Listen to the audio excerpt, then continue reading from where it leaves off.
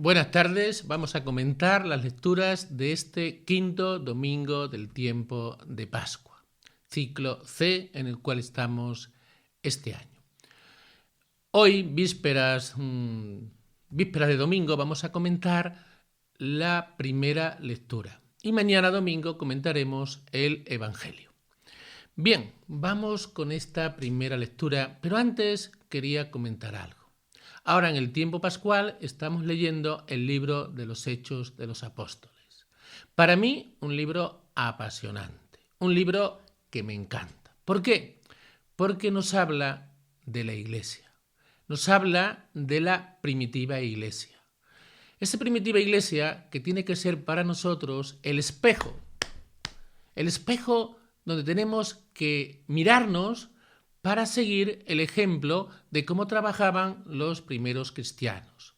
Los primeros cristianos beben de las fuentes del Evangelio, de la fuente de los apóstoles, de Jesús también incluido. Entonces es cuando el cristianismo sale más puro. Después nosotros le vamos añadiendo cosas que no son fundamentales, pero con el paso del tiempo las creemos fundamentales. Y cosas que realmente son fundamentales no le damos la debida importancia. Al principio en la Iglesia es cuando más puro es la vivencia de la fe. Por eso siempre tenemos que recurrir a cómo vivían los primeros cristianos la fe y así intentar vivirla nosotros. Les decía que el libro de los Hechos de los Apóstoles nos trata de esa primitiva Iglesia, cómo va naciendo la Iglesia y cómo va surgiendo la Iglesia. Vemos una Iglesia viva, eficiente, joven, entusiasta, evangelizadora, una Iglesia que da gusto ver esa Iglesia con ese entusiasmo y cómo va creciendo. Y esto nos anima a amar a la Iglesia. Yo creo que siempre he amado a la Iglesia y le he amado mucho. Y tenemos que amar apasionadamente a la Iglesia. Todo cristiano debe amar apasionadamente a la Iglesia. Pero para amar apasionadamente a la Iglesia tenemos que tener claro un concepto que creo que no lo tenemos claro. Tal vez un poco por nuestra actitud un tanto hipócrita. Vamos a ver. El concepto que tenemos que tener claro para amar a la Iglesia es el siguiente. La Iglesia es santa y la Iglesia es pecadora. Son dos realidades que están ahí y que son inseparables. El problema es cuando nos quedamos solamente con una de las dos realidades. Y solemos quedarnos en el mundo de hoy mucho con la realidad de que la Iglesia es pecadora. Y eso nos escandaliza y nos echa para atrás. Y es por no tener las ideas claras. La Iglesia es santa y la Iglesia es pecadora. Y tenemos que admitir y asumir ambas realidades. ¿En qué sentido la Iglesia es santa? La Iglesia es santa en el sentido de que está fundada por Cristo, que es el 3 veces santo. Y como el fundador es santo, la Iglesia es santa, porque Cristo es santo. Es santa en el sentido también porque tiene los medios para santificarnos, como son los sacramentos y la palabra de Dios.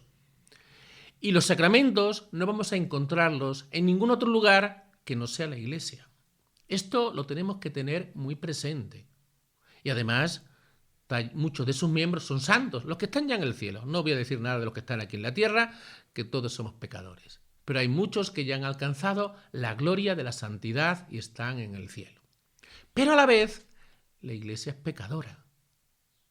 Es pecadora en cuanto que está formada por todos nosotros, que somos pecadores. Y en ese sentido, la Iglesia es pecadora. Pero no en cuanto a Jesucristo. Es pecadora en cuanto a nosotros, que somos miembros de esa Iglesia y somos pecadores. Pero somos miembros de esa Iglesia. De ahí la realidad de que la Iglesia sea pecadora. Por eso, pero no tenemos que escandalizarnos de eso. Porque aquí podríamos decir perfectamente, el que esté libre de pecado, que tire la primera piedra. ¿Quién está libre de pecado? Nadie. ¿Por qué amamos tanto y sintonizamos también con santos como San Pedro? San Pedro Apóstol. ¿Por qué? Porque era un pecador. Y nos vemos reflejados en él, en sus pecados, pero también nos vemos reflejados en su amor. Y él es una persona que ama a la iglesia. Entonces, ¿la iglesia es santa? Sí. ¿La iglesia es pecadora? También. Y tengo que amar a esa iglesia porque es la que me santifica. Y gracias a Dios también hay que decir que la iglesia es pecadora. Si la iglesia fuera solamente de los perfectos, de los puros, yo el primero que no podría estar en esta iglesia. Pero ¿quién podría estar? Nadie. Porque no hay nadie que sea perfecto. Entonces la iglesia es santa y pecadora. Y añado esta coletilla. Y gracias a Dios que es pecadora. Porque gracias a que la iglesia es pecadora, yo puedo formar parte de ella y puedo recibir las gracias que el Señor me da en ella. Si la iglesia fuera de puros, yo no podría estar en la iglesia y no podría recibir todo lo que el 3 veces santo quiere ofrecerme. Bien, hecha esta introducción, que por cierto me ha alargado un poquito, vamos a hablar de esta primera lectura. Pablo y Bernabé están ya a punto de acabar su primer viaje misionero y vuelven a Antioquía, que es el lugar donde se les ha enviado para anunciar la palabra de Dios, para evangelizar. Pero ellos, antes de llegar a Antioquía, tienen ese sentido de iglesia. ¿Y qué hacen? Visitan las comunidades cristianas.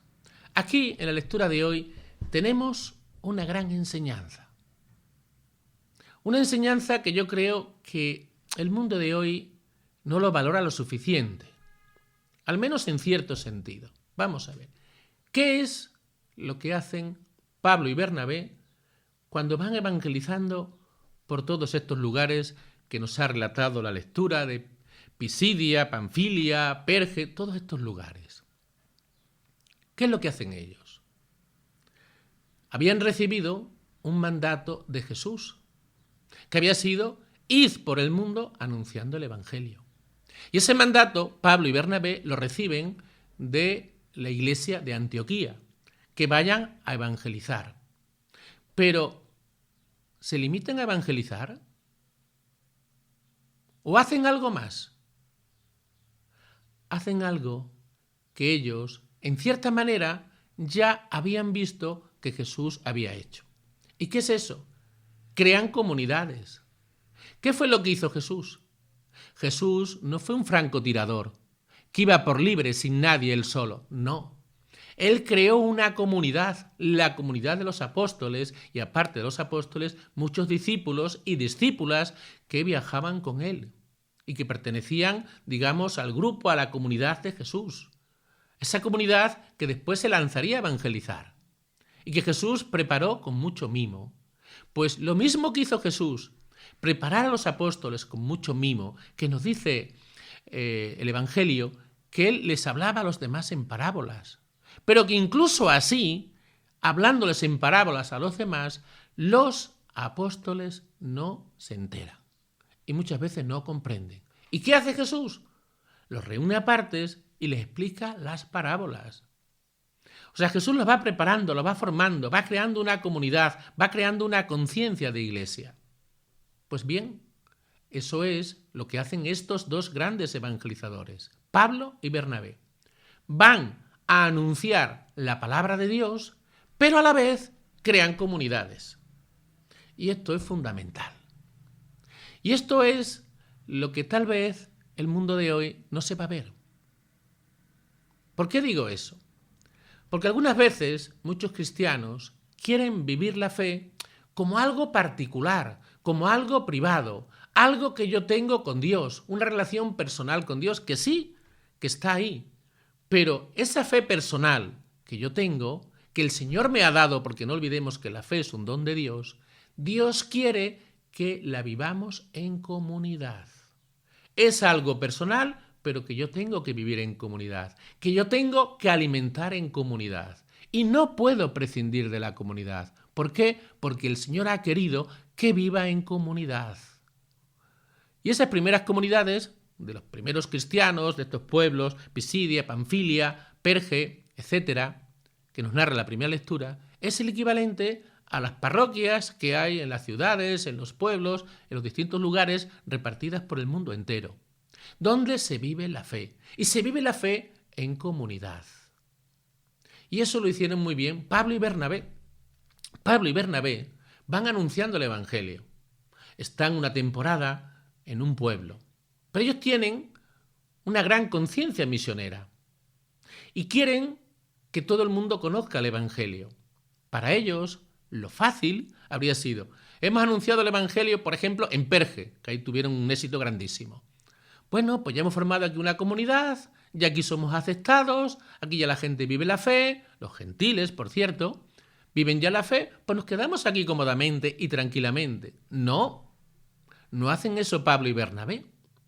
Siguen y se van a otros pueblos a anunciar el Evangelio. Van a otros lugares a anunciar el Evangelio. Hay que ver los 4 viajes misioneros que tiene San Pablo, impresionante, con los medios de comunicación que había entonces.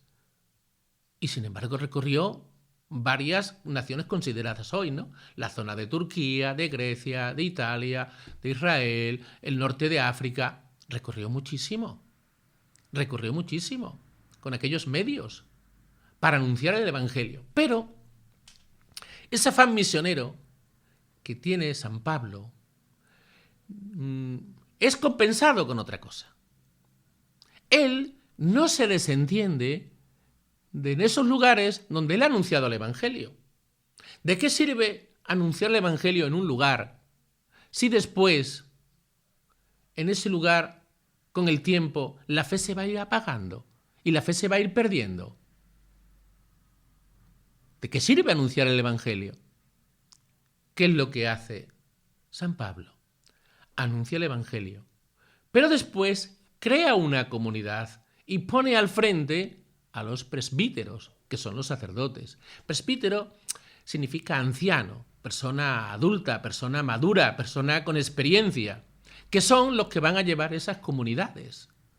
O sea, San Pablo anuncia el Evangelio, pero a la vez crea una comunidad. ¿Para qué? Para que se viva la fe en comunidad, porque individualmente es muy difícil vivir la fe. Y cuando hay una comunidad, se vive la fe y se transmite la fe.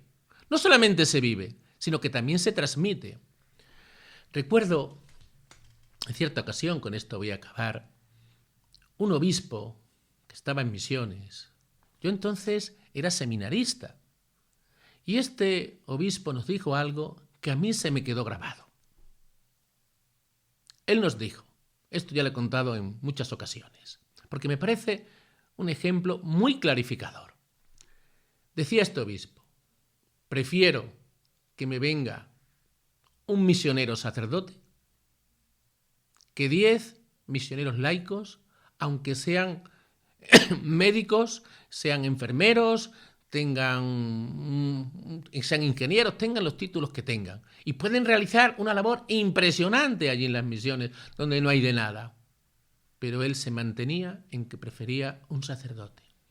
Y claro, la pregunta nuestra en el seminario a este obispo que nos visitaba, pues fue la pregunta esperada. ¿Y por qué prefiere usted, señor obispo, a un sacerdote misionero que a 10 laicos misioneros? ¿Cuál es la causa? Y él nos lo dijo muy claro. Nosotros le dijimos, ¿también los misioneros pueden evangelizar? Y él nos dijo lo siguiente: sí, pero donde hay un sacerdote se celebra la Eucaristía. Y donde se celebra la Eucaristía hay comunidad. Y eso es fundamental. La Eucaristía crea la comunidad. Y donde hay comunidad va surgiendo todo. Todo va surgiendo. Saldrán voluntarios para trabajar de catequistas, para trabajar en Cáritas, para trabajar con los enfermos, para trabajar en todo. Por eso, qué importante es que vivamos nosotros la comunidad. Que vivamos en comunidad, con conciencia de comunidad, con conciencia de iglesia.